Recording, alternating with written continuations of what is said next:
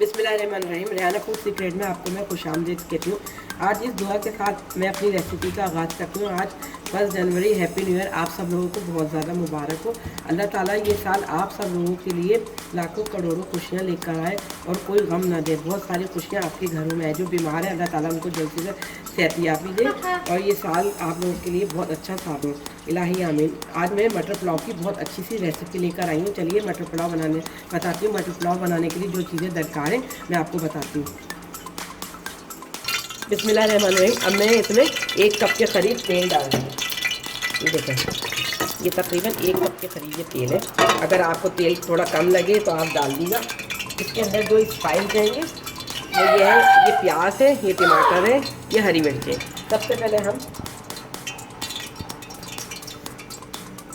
सबसे पहले हम ये प्याज को सौते करेंगे।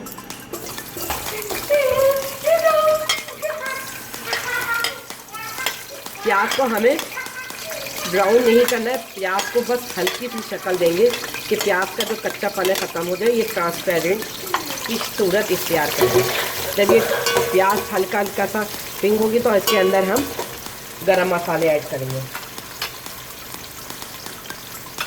ये देखो, ये प्याज अभी ये वाइट है। अगर हम प्याज को ज़्यादा भून लेंगे तो फिर वो वाइट सा पुलाव नहीं बनेगा, वो ब्राउन सा हो जाएगा। हमें पुलाव को ना सिर्फ वाइट की सी शक्ल देने के, अल्लाह करे ये वाइट शक्ल में हमारा बने।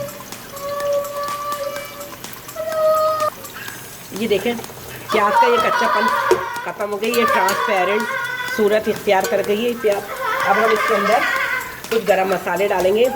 ये ज़ीरा है 1 टीस्पून, ये 2 सिनेमन स्टिक है, ये छोटी इलायची ये 6 से 7 अदद, चंद दाने मैंने काली मिर्च और चंद दाने ही तकरीबन 6 से 7 अदद लौंग लिए और ये तेज़ पत्ता है। ये इसके गरम मसाले हैं, ये इसके अंदर देंगे। अब इनको हम हल्का सा फ्राई करेंगे। ये देखें, जब ये फ्राई हो जाएगा तो इसके अंदर में अदरक लहसुन का पेस्ट डालेंगे। प्याज को हमें पकाना नहीं है, सिर्फ इसको ऐसे ही रखेंगे। अब ये हो गया। अब मैं इसके अंदर ये टमाटर डाल रही हूँ और ये हरी मिर्ची डाल रही हूँ।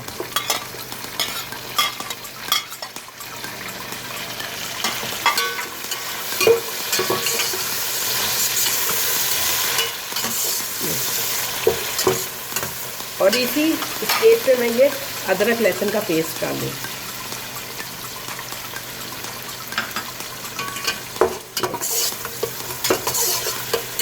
इसको हम अच्छी तरह से भूनेंगे।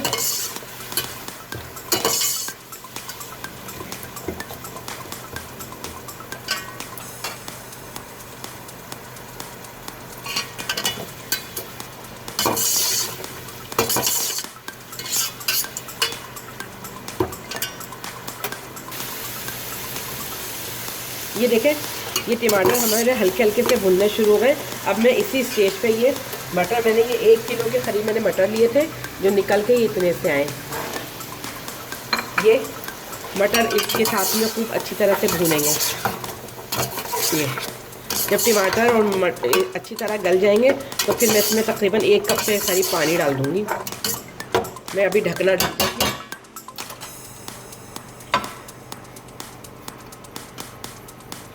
ये मैं ढकना ढक देती हूँ तकरीबन। ये देखिए 4 मिनट हो गए। मैं अभी खोल के देखती हूँ ये टमाटर इसके अंदर गले या नहीं गले। देखिए टमाटर जो है थोड़े से नरम हो गए।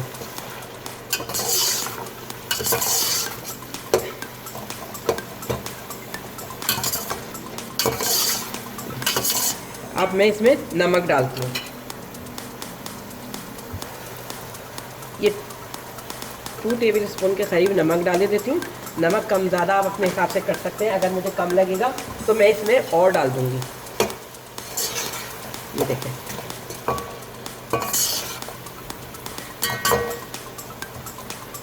मैं इसमें थोड़ा सा पानी डाल के ढकना ढक देती हूँ। ये मैं 1 कप के करीब इसके अंदर पानी डाल देती हूँ और ये मैं ढकना ढक देती हूँ तकरीबन 5 मिनट के लिए। ये देखें,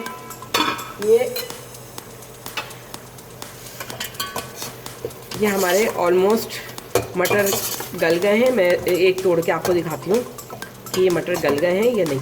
ये देखें, गल गए मटर, ये देखें गल गए। अब ये देखें, ये मटर हमारे गल गए हैं।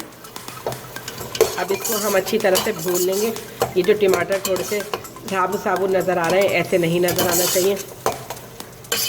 तकरीबन 2 मिनट तक इसको और भूनते हैं ताकि ऑयल हमारा ऊपर आ जाए। ये देखें, ऑयल हमारा ऊपर आ गया है। ये अच्छी तरह से पक गए हैं, मसाला भी बहुत अच्छी तरह से भुन गया है। अब मैं इसके अंदर ये 2 गिलास पानी डालती हूँ। ये अरे 2 गिलास डालेंगे।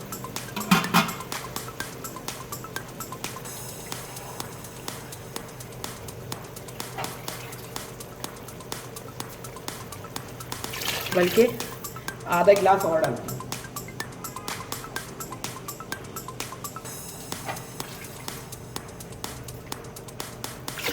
और इसको जोश रहने देती हूँ। जब इसमें जोश आएगा तो फिर मैं इसके अंदर चावल डालूँगी।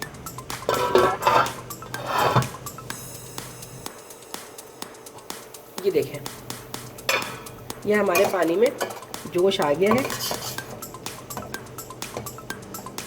ये मटर भी हमारे अच्छी तरह से गल गए हैं। ये देखें, टूट भी रहेंगे कुछ मटर।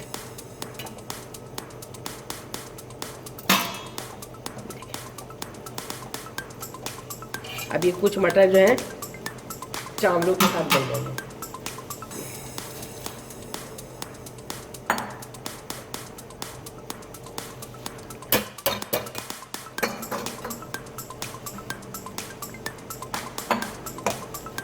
अब मैं इसका ढकना ढक देती हूँ। इंशाल्लाह इसी पानी के अंदर ये चावल हमारे गल जाएंगे।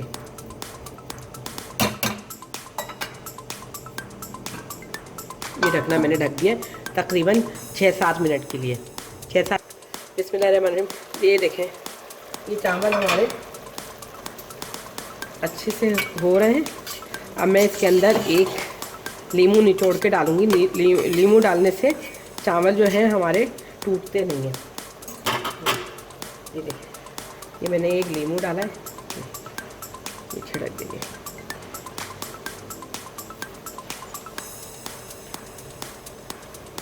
और मैं इसको दम पे लगा देंगी। ये देखें, मैं ना इसको दम पे लगा देती हूँ। ये एल्युमिनियम फाइल से इसको कवर करती हूँ। इससे इसकी स्टीम अच्छी से बन जाती है। और मैं तकरीबन 10 मिनट तक इसको बिल्कुल भी टच नहीं करूँगी। बिस्मिल्लाहिर्रहमानिर्रहीम। देखें, अब हमने इसको देखते हैं कि इसकी भाप बन गई है। देखिए, बहुत अच्छी से इसकी भाप बनी है।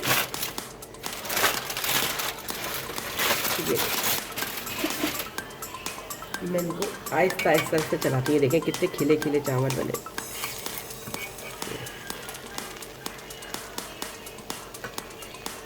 अब मैं चूल्हा बंद कर देती हूँ और प्लेट में निकाल के आपको दिखाती हूँ।